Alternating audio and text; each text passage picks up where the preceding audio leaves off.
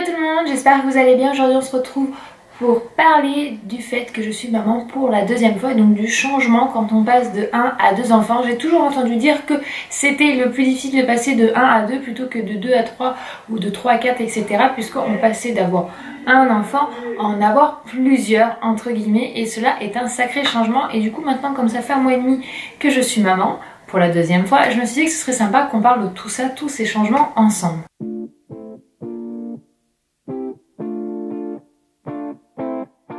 Alors il faut quand même préciser que nous on a des enfants d'âge rapproché, des enfants donc en bas âge, c'était un choix, et donc forcément ça change des choses différemment que si c'est 2 enfants mais d'âge plus, enfin de différence d'âge plus conséquente, puisque Eden est un enfant qui n'est pas complètement autonome, il n'est pas propre, il ne s'habille pas tout seul, il ne se lave pas tout seul, il fait encore des siestes, donc c'est encore un enfant en bas âge, puisque quand Lily Rose est née il avait 2 ans et 3 mois pour être exact. 6 jours près, 5 jours près pour être exact. Donc du coup c'est vrai qu'il est tout petit, donc du coup forcément cela fait qu'en ayant 2 enfants en bas âge, on est toujours occupé soit par l'un soit par l'autre, soit des fois même les deux en même temps. Des fois les deux ont faim, généralement quand Eden est à la sieste, Lily elle boit un biberon, enfin on est toujours occupé par l'un ou par l'autre, c'est-à-dire que quand on a un enfant, quand cet enfant dort, vous avez un temps calme pour vous. En ayant 2, les temps calmes, c'est entre guillemets quand l'aîné dort la nuit et que le bébé, le deuxième, fait ses phases de sommeil, ses cycles, parce qu'il ne fait pas complètement ses nuits, même si Lily, au jour d'aujourd'hui, fait ses nuits. Lily Rose, elle dort à peu près, ça dépend, 23h, 6h. Mais là aussi, c'est une chose qu'il faut noter, c'est que quand on a l'aîné en bas âge, ou même un enfant devant et qu'on a le deuxième qui ne fait pas ses nuits, on ne peut pas, comme au premier, se reposer quand il dort, parce qu'on a l'aîné à s'occuper. Ce qui fait que quand Lily Rose se levait, elle me faisait 23h, 3h, 6h, 9h. Bah, entre guillemets, déjà à 6h, à 8h, Eden il est debout, donc forcément moi je suis debout avec. Si elle prend à 23h, je ne suis pas couchée avant minuit, parce qu'elle prend, mais ça met 1 heure entre guillemets avant d'être recouchée.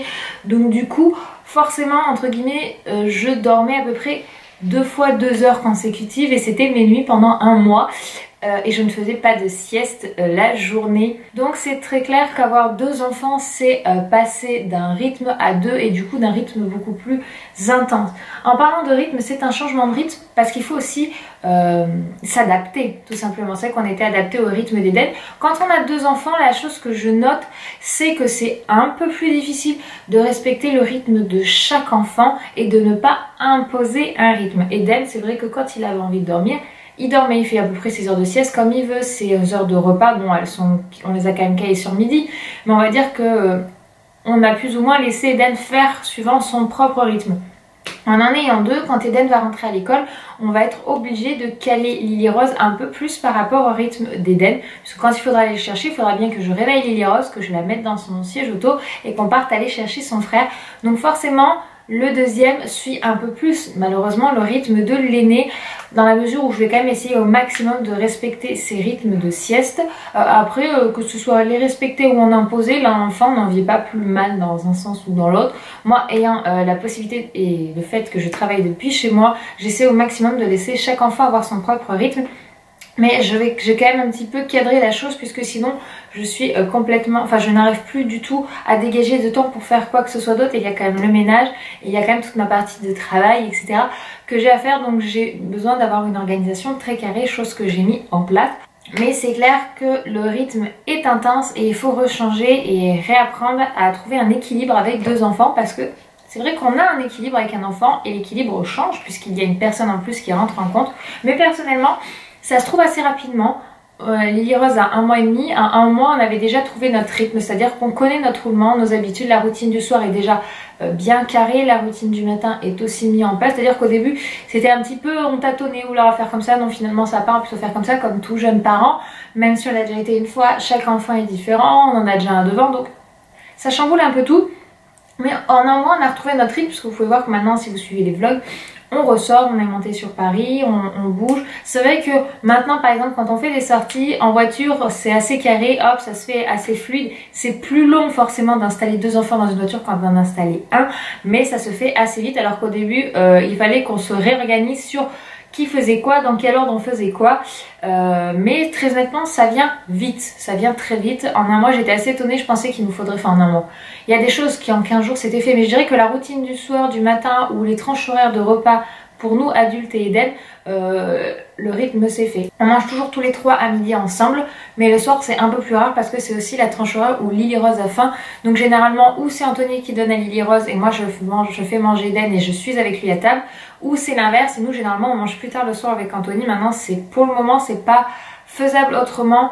On a essayé de décaler l'heure de repas de Lily Rose, mais c'est compliqué, on arrive à la décaler d'une demi-heure, donc dans tous les cas on se fait couper en plein milieu du repas. Soit moi je me retrouve à avaler en moins de 2 mon repas et retourner donner le biberon à Lily Rose, donc on s'est dit autant couper en deux.